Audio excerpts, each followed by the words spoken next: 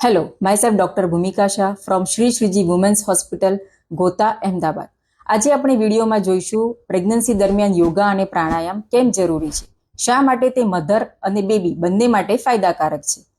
આપણે જાણીએ છીએ તેમ પ્રેગ્નન્સીમાં ઘણા બધા ફેરફાર થતા હોય છે, જેમ કે હોર્મોનલ ચેન્જીસ, મૂડ સ્વિંગ થવું, anxiety, depression, body pain, back pain થવું વગેરે વગેરે. યોગા અને પ્રાણાયામ એ નેચરલ રીત છે જે તન અને મન બંનેને કામ કરવા માટે અને હેલ્ધી રાખવા માટે જરૂરી છે.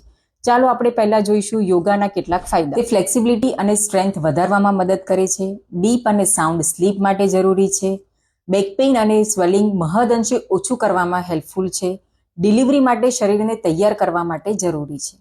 હવે આપણે જઈશું પ્રાણાયામ. પ્રાણાયામ એટલે શ્વાસ પર નિયંત્રણ. પ્રાણાયામના કેટલાક ફાયદા જોઈશું આપણે. તે ઓક્સિજન લેવલ વધારવામાં મદદ કરે છે, જે મધર અને બેબી બંને માટે ફાયદાકારક છે. મનને શાંત રાખે છે, બીપીને કંટ્રોલ કરવામાં મદદ કરે છે, એન્ઝાયટી અને સ્ટ્રેસ ઓછું કરવામાં હેલ્પફુલ થાય છે. યાદ રાખો, healthy mother is equal to healthy baby. Yoga અને પ્રાણાયામ પ્રેગ્નન્સીને હેલ્ધી અને પોઝિટિવ બનાવે છે. તો યોગા અને પ્રાણાયામને તમારી લાઈફસ્ટાઈલમાં એડ કરો, કેમ કે તમારું સ્વાસ્થ્ય તમારા હાથમાં છે. Thank you.